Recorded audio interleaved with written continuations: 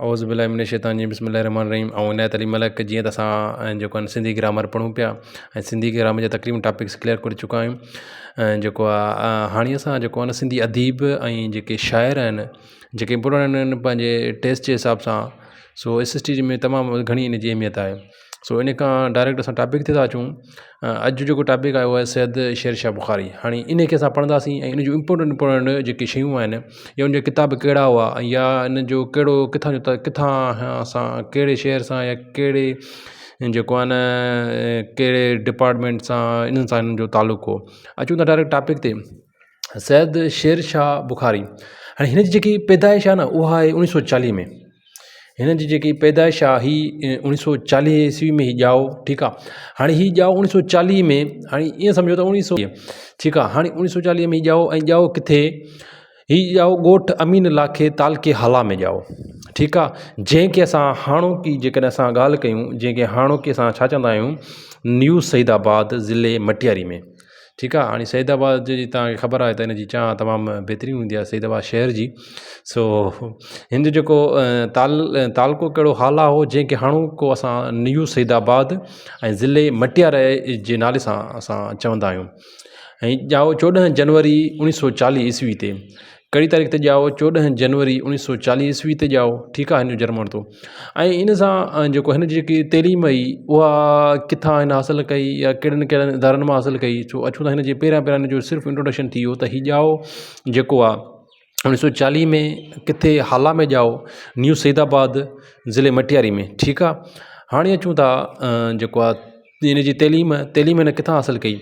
हिन सभ खां पहिरियां जेको आहे हिन मैट्रिक ऐं इंटर हाला मां ई कई, जंहिं शहर में ॼाओ उतां हिन मैट्रिक ऐं इंटर कई, ठीकु आहे। उन खां पोइ हीउ छा कयो, असल में हीउ अञा ज़िंदा हुआ, ठीकु आहे। इहा मां तव्हांखे ॻाल्हि ॿुधायांव, हीअ अञा ज़िंदा हुआ, ठीकु आहे। BA सचल सरमस्त कॉलेज हैदराबाद मां कई, हिन मैट्रिक ऐं इंटर हाला मां ई कई, ठीकु आहे। उन खां पोइ हीउ BA सचल सरमस्त कॉलेज हैदराबाद मां कई। वरी उन खां पोइ MA सिंध यूनिवर्सिटी मां कई, जेकी मशहूरु यूनिवर्सिटी आहे असांजी सिंध यूनिवर्सिटी, जेके तक़रीबन माण्हू सिंध यूनिवर्सिटी मां डिग्रियूं खणंदा आहिनि। हिन MA जेको आहे सिंध यूनिवर्सिटी मां कई। मेन टॉपिक ते अचूं था, हिन जा जेके किताब हुआ, किताब कहिड़ा कहिड़ा हुआ, ऐं हिन जो मादिरी ॿोली जी सिख्या हिकिड़ो तमामु अहम जेको किताबु आहे न उहो हिन जो मादिरी ॿोली जी सिख्या आहे। सैयद शेर शाह बुखारी जो अहम किताबु मादिरी ॿोलीअ जी सिख्या आहे। हिन जो जेको अहम किताबु आहे मादिरी ॿोली जी सिख्या आहे। हाणे हीअ छा आहे, हीअ लेखक ऐं जेको आहे न एडिटर हीअ रही चुको आहे किथे, सिंध मादिरी ज़बान जे दर्सी किताबनि में। हाणे हीअ जेको आहे सिंध मादिरी ज़बान जी दर्सी किताबनि में लेखक ऐं एडिटर तौरु माना हीअ मुक़ररु रहियो आहे। हीअ जेको आहे मादिरी जेको आहे लेखक ऐं एडिटर जेको सिंध जी मादिरी ज़बान जो दर्सी किताबनि जो आहे, ठीकु आहे। सिंध मादिरी ज़बान जी दर्सी किताबनि में लेखक ऐं एडिटर तौरु हीअ कमु करे चुको आहे, ठीकु आहे। उन खां पोइ हीअ जेको आहे दर्सी किताबनि जी नज़रसानी कमेटी जो बि मेंबर थी रहियो आहे। जेको जेको असांजो दर्सी किताबनि जेको नज़रसानी जेकी कमेटी आहे उनजो बि हीअ मेंबर पिणु रहियो आहे, ठीकु आहे। मेंबर हीअ पिणु रहियो आहे। हाणे ॿ इंपोर्टेंट असां हिन में शयूं पढ़ी, हिकु लेखक ऐं एडिटर किथे सिंध मादिरी ज़बान में दर्सी किताबनि में रही चुको आहे। अहिड़ी तरह ॿियो ही छा आहे जेको आहे दर्सी किताबनि जे नज़रसानी कमेटी जो मेंबर बि थी चुको आहे। अहिड़ा बि सुवाल ईंदा आहिनि त हीअ जेको आहे न हिननि मां ऑप्शन ॾींदा, फॉर एग्ज़ाम्पल त हिननि मां उहो केरु आहे जेको लेखक ऐं एडिटर सिंध मादिरी ज़बान में रही चुको आहे, त उहो हीअ आहे। या जेकॾहिं सुवाल अची वञे त भाउ मादिरी ॿोलीअ जी सिख्या कंहिंजो किताबु आहे, त उहो बि असां टिक कंदासीं सैयद शेर शाह बुखारी जो। या जेकॾहिं इहो सुवाल अची वञे त बाबा हीअ कहिड़े शहर सां तालुक़ु रखे थो, त इहो ई तव्हांखे ॿुधायो हाला जेको हाणे असां न्यू सईदाबाद। जेकॾहिं सुवाल अची वञे हिन जी डेट ऑफ बर्थ कहिड़ी आहे, 14 जनवरी 1940, ठीकु आहे। हाणे अचूं था सैयद शेर शाह जी थोरी अञा वधीक डिटेल पढ़ूं त सैयद शेर शाह छा आहे, सिंधी लैंग्वेज अथॉरिटीअ जी सिंध सिख्या प्रोग्राम में उस्ताद थी चुको आहे, ठीकु आहे। हाणे हीअ जेको आहे इहो छा आहे जेको आहे सिंध लैंग्वेज अथॉरिटी जी सिंधी सिख्या वारे प्रोग्राम में उस्ताद तौरु कमु करे चुको आहे, ठीकु आहे। हाणे नालो यादि कजो, सिंधी लैंग्वेज अथॉरिटी जे सिंधी सिख्या प्रोग्राम ही उस्ताद थी चुको आहे। अहिड़ी तरह सिंधी लग़त बोर्ड जो इंचार्ज बि थी चुको आहे।